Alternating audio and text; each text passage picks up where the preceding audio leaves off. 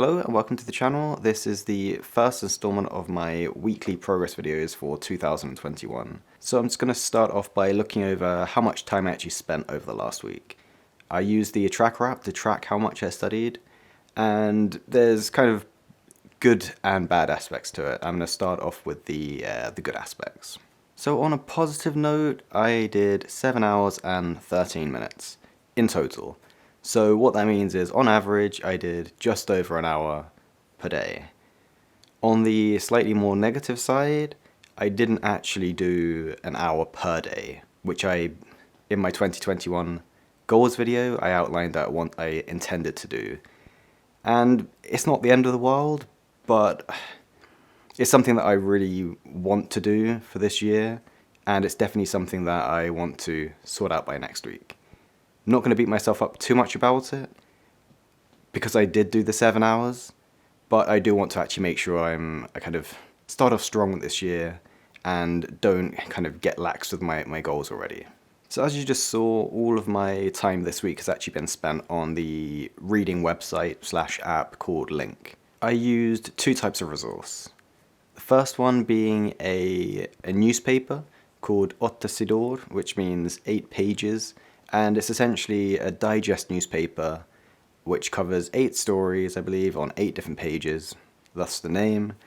And it's called like an easy read newspaper. It's aimed at and catered to native adults with reading impairments, children who struggle to read full-fledged newspapers, and non-native language learners like myself. I really enjoy this newspaper for a number of reasons. The first one being that it is uploaded regularly.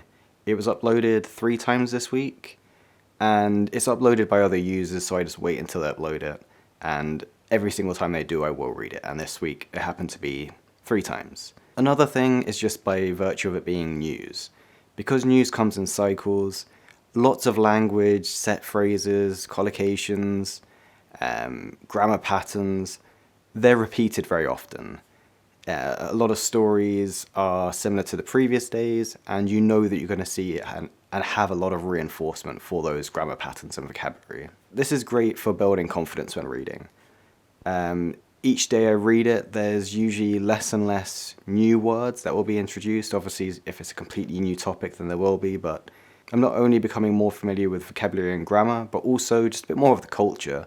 So I'm learning a bit more place names in Sweden, so different locations around the country, the politicians' names, how the government's set up a bit more, which sports are popular, and yeah, just get a bit more insight into Sweden, seeing as I don't live there. I'm definitely going to carry on with this resource for a good while to come. As I said, it gives me a bit more of an insight into Sweden, but it's also fun. Like, I read the news in English anyway, and if I can transition a good chunk of that into Swedish, that's perfect for me. The next thing I've been reading is the autobiography of the very famous footballer Zlatan Ibrahimovic. And this, again, is in the easy read style. So although it's an autobiography, it's actually been, there's a co-author that's adapted it into that easy read style. So it's trying to keep, I guess, the writing and speaking style of Zlatan. It's been adapted to make it a bit more accessible to readers like myself with not such a great grasp of the language. This book's really fun. There's a lot of humor involved in it. Again, learning a bit more about different people's upbringing in Sweden, and yeah, it's good fun. Like, it's nice reading something that's, I guess, feels a bit more legitimate rather than just textbook dialogues and all that kind of stuff. So yeah, enjoying it so far. For both the newspaper and the autobiography, I make sure to read everything at least twice. What I'll usually do is read through it once, check all the new words, make sure I understand it to a decent extent, and then once I'm done, read through it again. With the newspaper, I'll just read it straight after I've read it the first time, and with the autobiography, what I do, I read 5 chapters, and then probably the next day, go back and reread it. So a slightly different approach for each one, but it's working so far. So that covers everything I've been doing this week. It's not particularly varied, and that takes me into my aims for next week.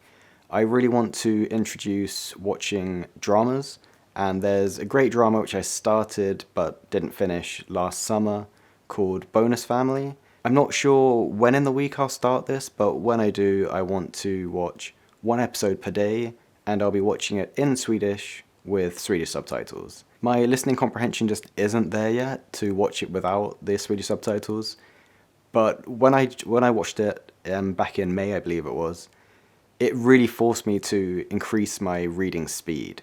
When I'm reading the newspaper or a book or anything like that, you have plenty of time to go back over, recheck things. But when you're watching a show, you have to keep up. And it forces you to get quicker. The beginning it's tough, but it gets easier, and yeah, it's fun.